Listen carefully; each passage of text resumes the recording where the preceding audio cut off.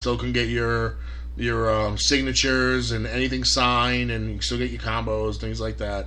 You can still make purchases of personal merchandise, things like that. So don't worry about it. Just because you miss pre-sales doesn't mean that you can't get an autograph or a photo. It just means discounted prices have ended. Mm-hmm. That's it. But we are going to extend it by 1 week. So instead of it ending at midnight tonight, pre-sales will end at midnight Friday the 24th. And that'll be the end. I can't extend it anymore. What a nice guy you are. I am a nice guy. I know you really was. I really thought that was it for that. You gave the final warning. I did. Well, I gave the final warning about Big Event. That one ended. So, we'll do our little marketing push this week with the last call on WrestleCon's pre-sales. You want to jump on that opportunity. I stress to you, jump on that opportunity because the prices are going to go up at least $5 per item and $5 to $10 per combo with every star that's going to be there for WrestleCon. So jump on the discounted pre-sales. I can't stress that enough. And then let's get into in May 20th, Richmond, Virginia. We have, and we need to scroll down here, but we have the Mid-Atlantic Wrestle Expo. What is that, Sunday? What is that, Sunday? That should be a Saturday. It's Saturday.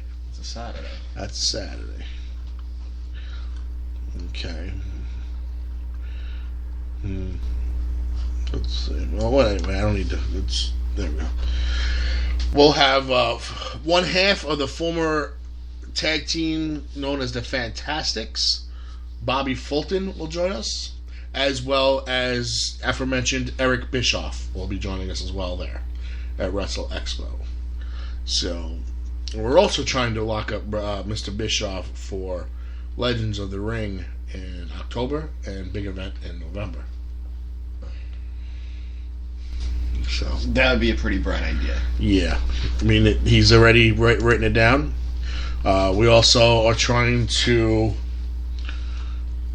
lock up another talent for those last two as well.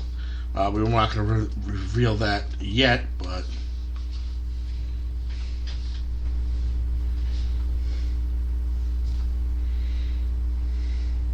you know what it is? Wait. Say that again?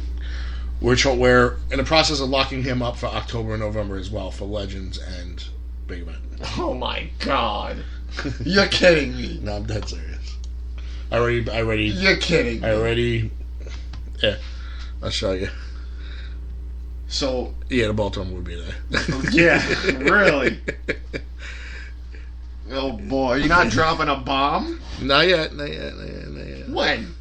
Well, I gotta make sure that pencil becomes ink. You just dropped a bomb on me. Wow.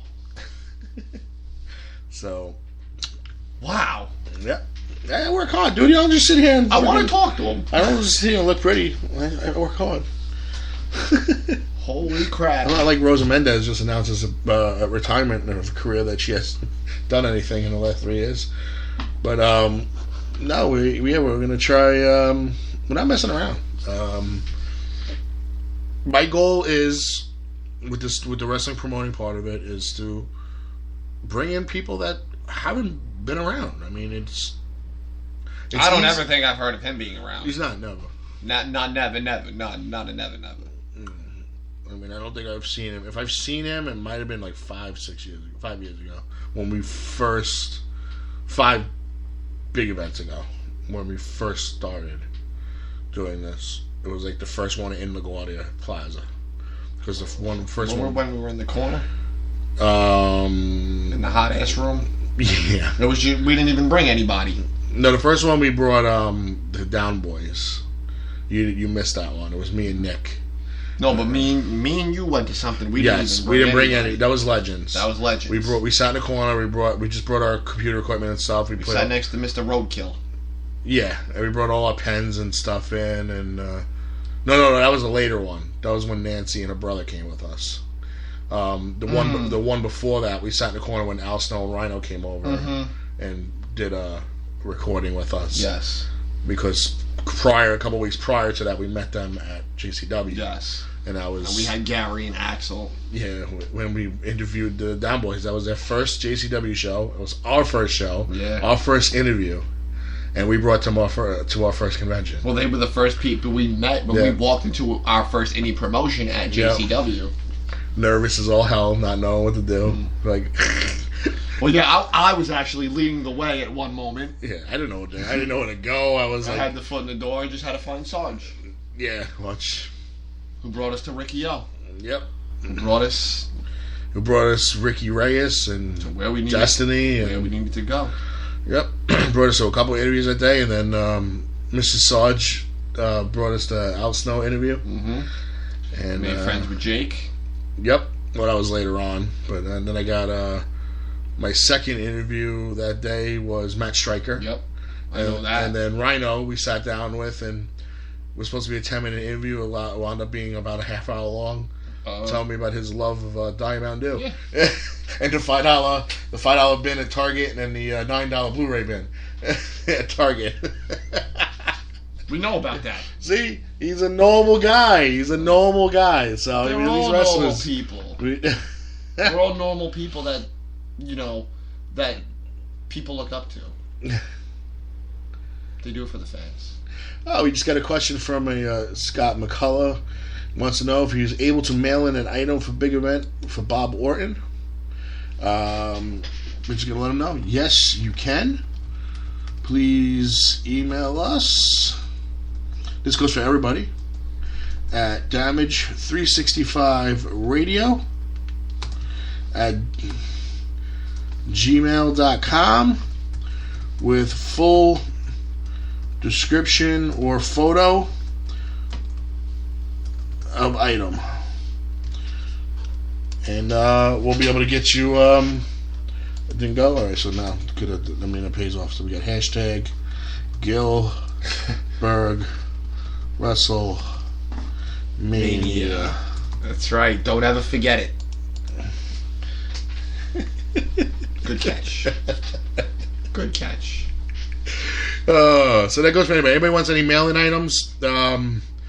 Doesn't matter if it's big event, even though the pre-sales are over. Mail-in items totally different. WrestleCon, Wrestle Expo, Legends of the Ring that's coming up June 10th, which we have three guests so far, just that we haven't announced yet, but they're confirmed. And we're still working on 2 mainstream guests. These are 3 indie guests. So that's okay. Yeah. So we'll get that information ASAP. So anybody wants any mail-in items, send us a description and a photo of the item to damage365radio at gmail.com. We'll get your price on that. Remember that you also have to send the price of return shipping with the cost of the item. And if you want it signed in any particular color, marker, or anything like that, and you have it, just send it with us. And that's it. People appreciate quick replies. Live on the air replies. You got it, dude. Alright. Let's see. Next week's what? What do we got for next week? Tomorrow. Next week's the 26th, February 26th. You know what that means. I have no idea. It's the day after our softball meeting. Yeah, I know that. So that means we're going to have that. That means the start of the anxiety. The road to Camp NASTA 23. Opening day. Just can't wait for it to start feelings. You know? That's when it all starts, after that meeting. Once that adrenaline starts going at the meeting, so which means we'll probably have a snowstorm right after the meeting. Let me just tell the fans, if any of you guys are new or fairly recent new listeners, this show started because of softball. That was the number one reason we started this show, was to talk about softball, and you know it. And A-Rod. And a little bit of wrestling and bullshit. No, that's when A-Rod got suspended. Well, that's when A-Rod got suspended. And we were talking Mets, Knicks, Jets, Giants, but we also like talking that. mad smack about A-Rod. Of course. Kidding me? I murdered him every Tory story I got. we murdered. This show started, and you can go back to our photos on our Facebook page, facebook.com/Damage365. Look at our photos.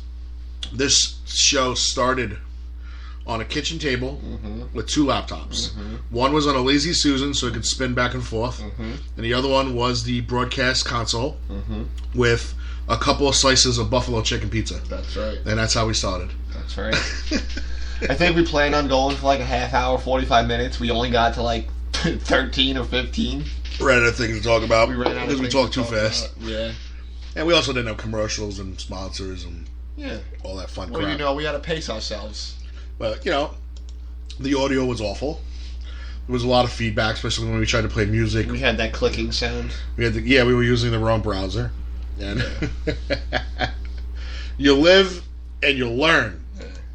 And that's all I can say about this business, is that you live and you learn. And you learn how to pace yourself. You learn how to use the consoles correctly. You learn how to use audio and, video, the audio from video correctly. And, you don't sound like a complete buffoon. And if you put everything on your itinerary in time, fashion, you don't ramble about something too long, and then you wind up running out of time for something that is important. Right. So, we used to do a typed up itinerary breakdown every show, and I used to email it to everybody. Everybody used to read it, knew exactly what we were talking about and when, for how long. But then we kind of trained ourselves that we didn't need it anymore. I remember when we used to go through that, the time slots. Like between 6:30 and 6:37 is our opening monologue. From 6:38 to 6:41 was our advertisement commercials. Yes. And then we would birthdays, and then we would talk about wrestling show that we went to and recap it. That would be like 15 minutes. Yeah, well, I knew you couldn't wait to jump to the shows when I wasn't there, and you got to bash the Jets immediately. Oh, no, it's with fun. good reason. Oh, yeah. With good reason. And you know what the sick part is? We've gotten better, and they haven't. Oh, God. I guess. Whatever. It might have actually gotten worse. Oh, man. The painful cries of being a Jet fan. No, it's okay. It's okay. I'm getting older. I'm starting to realize. We've handed out Dammy Awards, and Brady just keeps winning Super Bowls. Shut up. The only Dammy Award he gets because he's a damn cheater. He's going to get the Dammy Award for the most hated, greatest player ever. No. I don't even know why we're talking about this shit right now, because I don't like talking about it, but I give the man his due. You can't cheat your way out of what he did, but it wasn't just what he did. Okay? You play as a team, you win as a team, you lose as a team. When he threw those balls, he needed people to catch him. He did. He needed a miracle from Julian Edelman. He needed the Falcons to choke. He needed his defense to step up. So don't give Tom Brady all the credit. I can't give him all the credit, but some of those throws, it was like they were falling off of the shelf into the guy's arms. Remember, a lot of those throws were mediocre passes that he let his receivers make happen. But that's also playing the quarterback position well. That's why, I know we're getting off topic now, but that's why when people say Floyd Mayweather, he's a bitch, he's not a real boxer. No, Floyd Mayweather, when he fought, was the best boxer in boxing, okay? Because the man never lost. Boxing is a sport. Just by backing up from your opponent, it's not it's not running away. Yes. That's no, it's not. It's defense. Okay, defense. Defense is you put up a block. Or you back up, you go into the clinch, and you tire your opponent out like he does, and he's efficient with his punches. And what matters in boxing if you don't get knocked out? Scoring. That's boring boxing. Nobody cares about that crap. Nobody wants to see a guy for 12 rounds hug his opponent and win because he landed more punches because his arms are 17 feet long. No, nobody wants to see that. People want to see as much as people, complained about it. They want to see a guy like Mike Tyson come in and just kill people. Well, he was my favorite boxer of all time, but I'm telling you. But that wasn't boxing either. That was just all out street brawling when Tyson was in there. Well, it didn't matter if he had gloves on or not. Duck, duck, duck, boom, gone. Yeah, pretty much.